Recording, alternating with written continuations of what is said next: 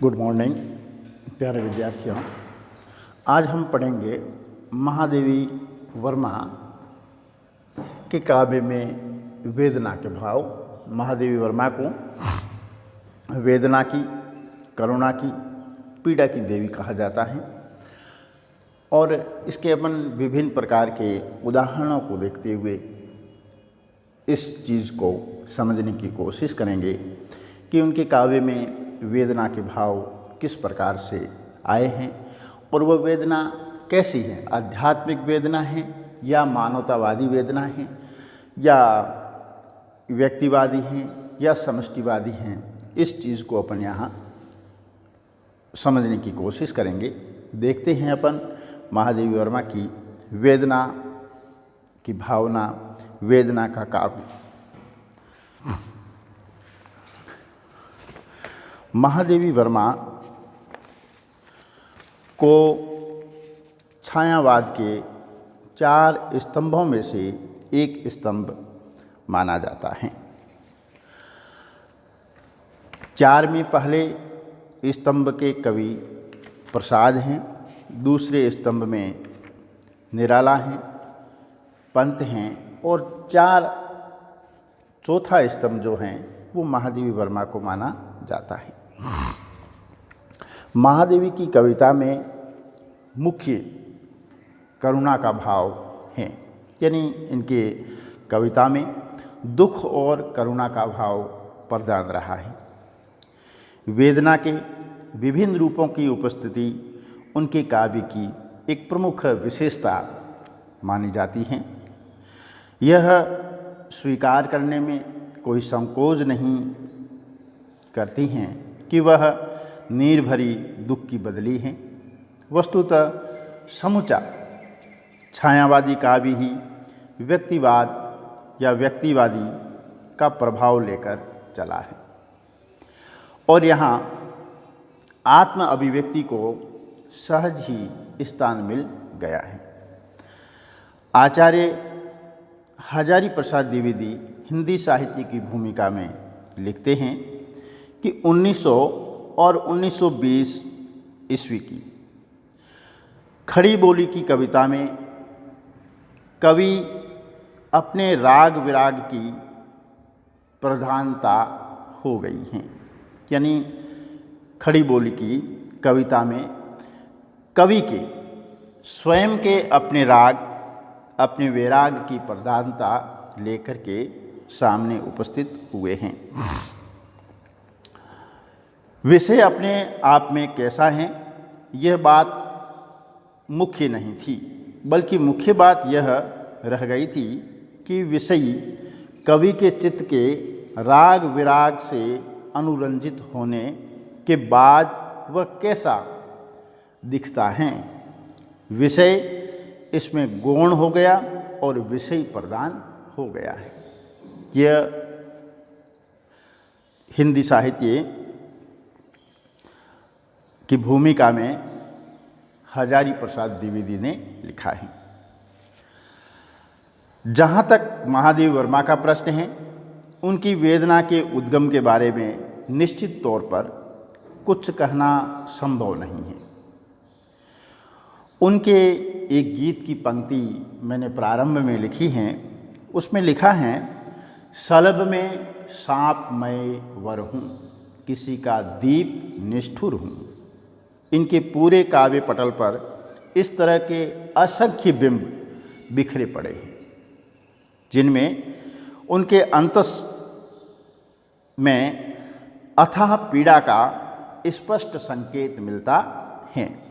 एक विचित्र सा सूनापन, एक विलक्षण एकांकीपन बार बार उनकी कविताओं में उमड़ता हुआ दिखाई देता है।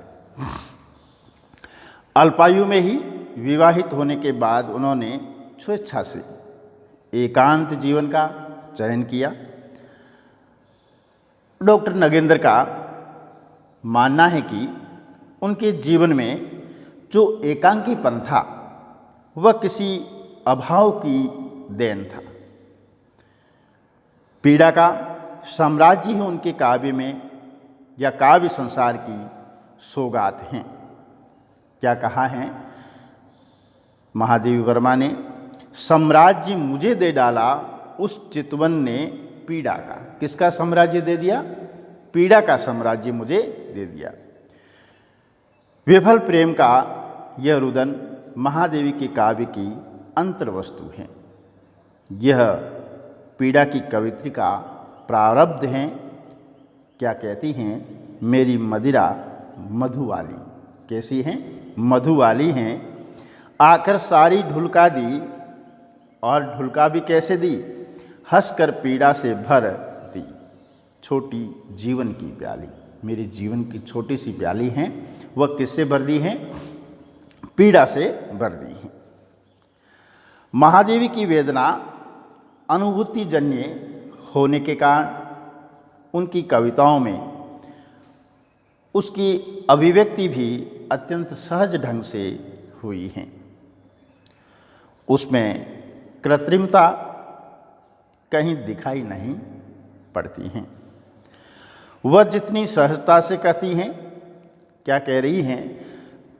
रात सी नीरो व्यथा तमसी अगम मेरी कहानी। किंतु यहाँ हमें यह तथ्य ध्यान में रखना होगा कि महादेवी के काव्य में अभिव्यंजित भाव स्वयं वेदना के हैं। जैसे भाव आरोपित बिल्कुल नहीं हैं। इनका वर्णन तो कवित्री ने स्वयं किया है।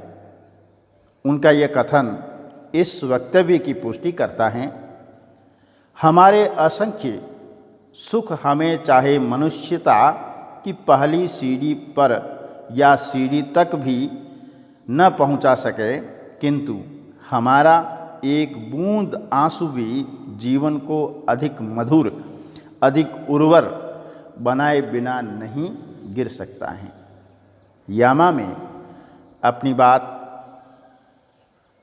निष्ठुर दीप सी तिल तिल जलती कवित्री अपने काव्य में इस व्यक्तिगत व्यथा को शब्द देने में संकोच नहीं करती हैं। किंतु महादेवी की वेदना नितांत वैयक्तिक भी नहीं है। स्वयं अपने जीवन में दुख और अभाव की बात से इनकार किया है। महादेवी ने स्वयं इनकार किया है कि ये वेदना दुख ये मेरा नहीं है। वस्तुतः उनके वेदना भाव का आधार दो प्रकार का है। एक तो है आध्यात्मिक भावभूमि और दूसरा है मानवतावादी भावभूमि। दोनों आधार भूमियाँ परस्पर एक दूसरे की अन्योन्याश्रित हैं।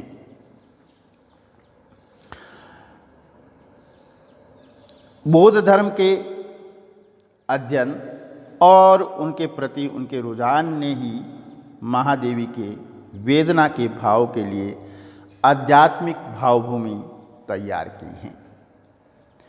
महादेवी ने दुख को आध्यात्मिक स्तर पर ही अपनाया है। भारतीय संस्कारों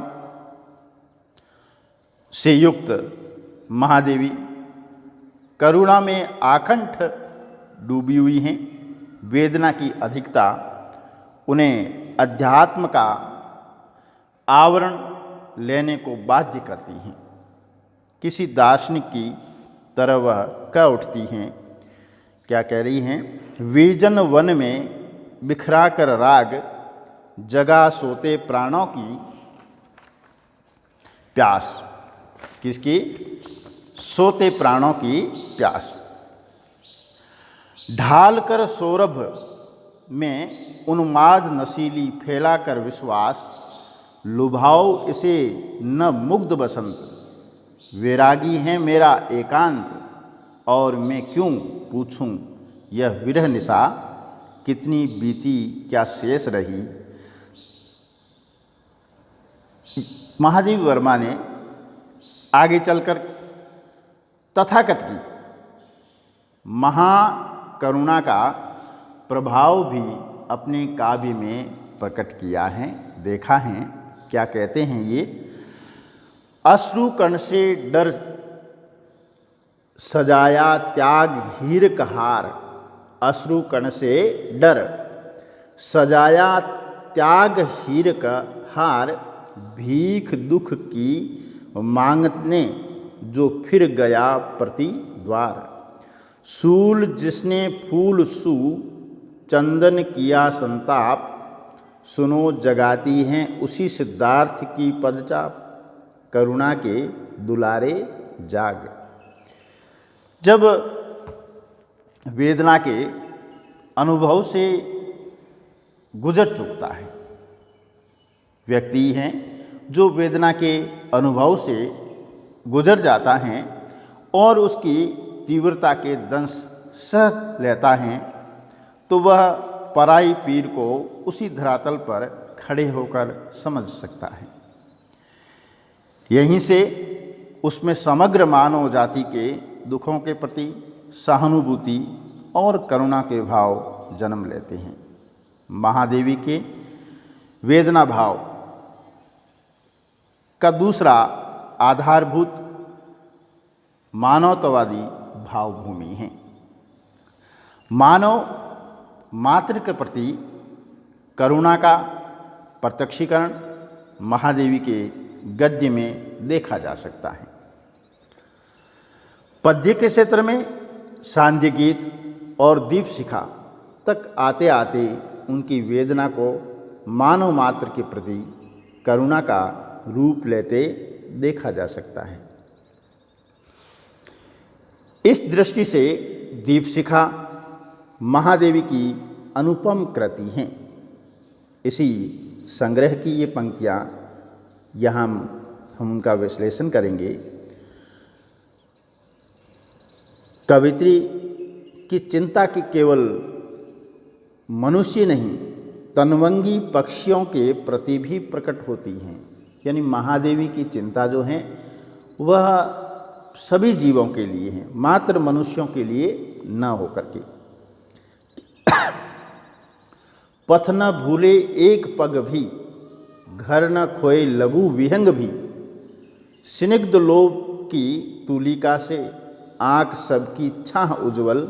महादेव वर्मा व्यापक सृष्टि के पक्ष में अपने स्वयं के दुख, अपनी वेदना को भी त्रोहित करने को तैयार हैं। क्या कहती हैं एक कविता में? वह कहती हैं, मेरे बंधन नहीं आज प्रिय, संसृति की कड़ियाँ देखो, मेरे गीले पलक छुओ मत, मुरझाई कलियाँ देखो। उसी प्रकार से एक कविता के माध्यम से, सुमन के माध्यम से वह वंचितों, शोषितों की उपेक्षा से शुद्ध होकर उनके प्रति सहानुभूति प्रकट करती हैं। कहती हैं, कर दिया मधुर सौरभ दान सारा एक दिन, किंतु रोता कौन है तेरे लिए दानी सुमन। अब एक और उदाहरण इसका देखिए कि कह दे माँ क्यों देखें, देखें खिलती कलियाँ आया, प्यासे सूखे अधरों को तेरी चिर यौवन सुषमा, या जर्जर जीवन देखूं।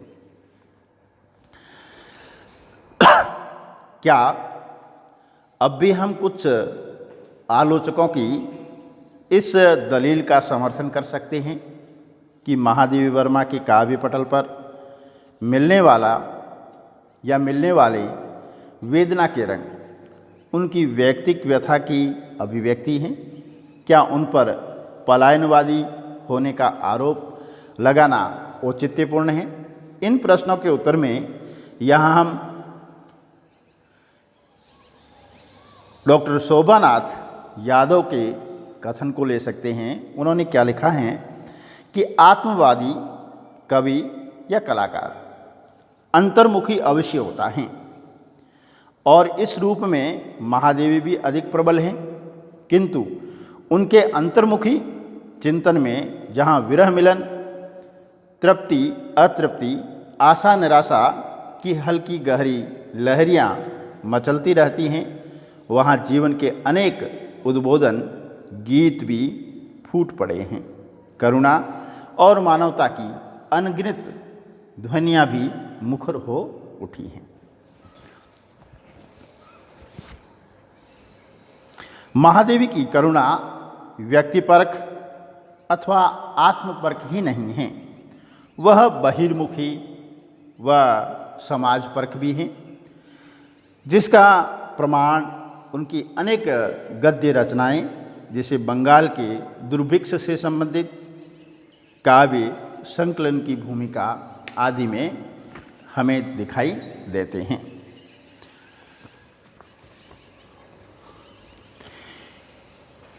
एक विलक्षण तथ्य यह है कि महादेवी के काव्य लोक में वेदना की परिणति आनंद में होती हैं।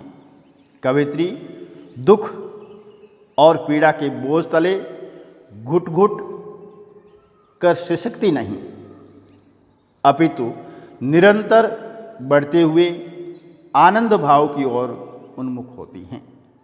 वह आनंद की ऐसी अवस्था में पहुंच जाती हैं जहां नयन श्रवण नयनमय हो जाता है। वेदना की धारा प्रवाहित होकर अंततः आनंद के सागर में ही जा मिलती हैं।